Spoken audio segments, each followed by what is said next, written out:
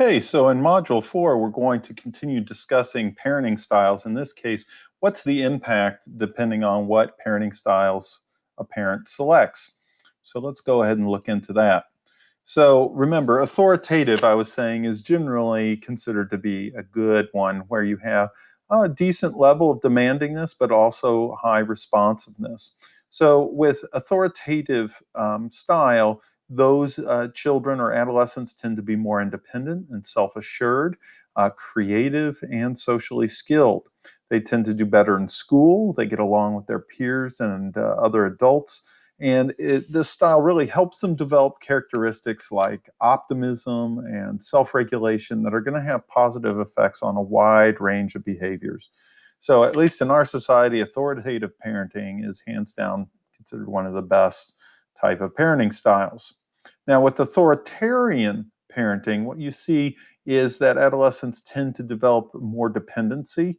And this makes a lot of sense because, they are not, their opinions are not valued, and they're expected to do as they're told. So, of course, they're dependent on having somebody tell them what to do. You're going to also see them be more passive and conforming because anytime that they've stood up, their parent would discipline them to do as they're told.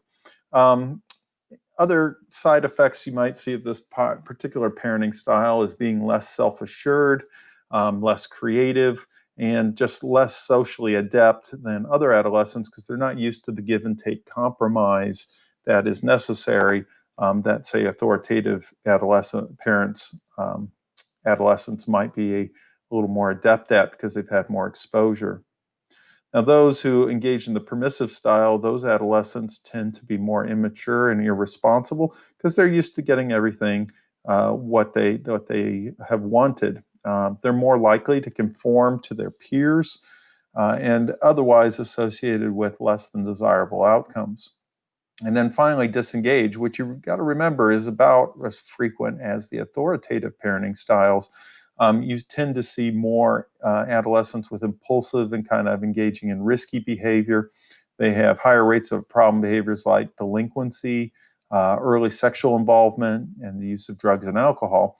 And basically, if you think this is something that is likely to happen because if you're not monitoring what adolescents are up to and give them plenty of free time, they will figure out how to get themselves in trouble.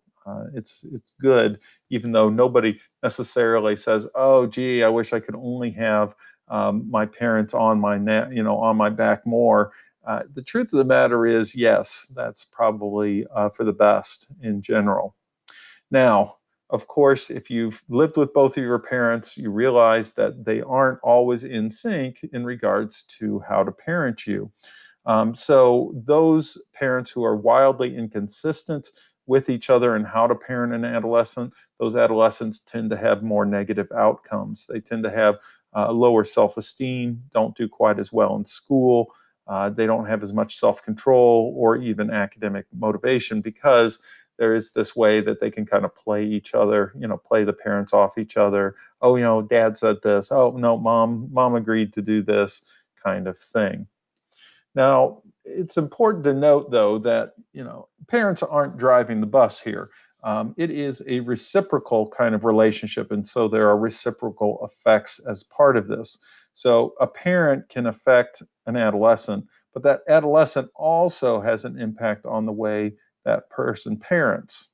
Okay, so back and forth. If you looked at the little relationship, dad, sibling, and you had arrows, they would be pointing at each other, meaning that they're kind of a reciprocal type of relationship. The differential parenting, parents' behavior is going to differ towards siblings even within the same family. So there are some impacts in regards to that.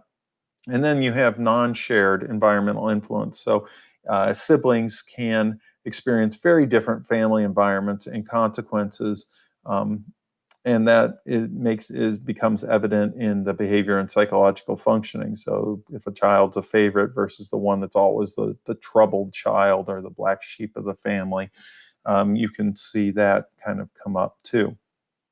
Now, as I was saying, authoritative parenting, by far the best, at least in the westernized kind of United States. but that's not always true. So there are some cultural differences in parenting, especially if we talk about it being a part of the custom complex. And custom complex are cultural beliefs that are just come on through. So authoritative style is actually pretty rare in non-Western countries. And so authoritarian parenting in these cases tend to have better outcomes. So authoritarian parenting is more prevalent in the minority populations in the United States.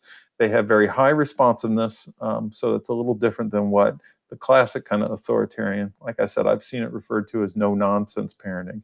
So high responsiveness, but really uncompromising demandingness that is made.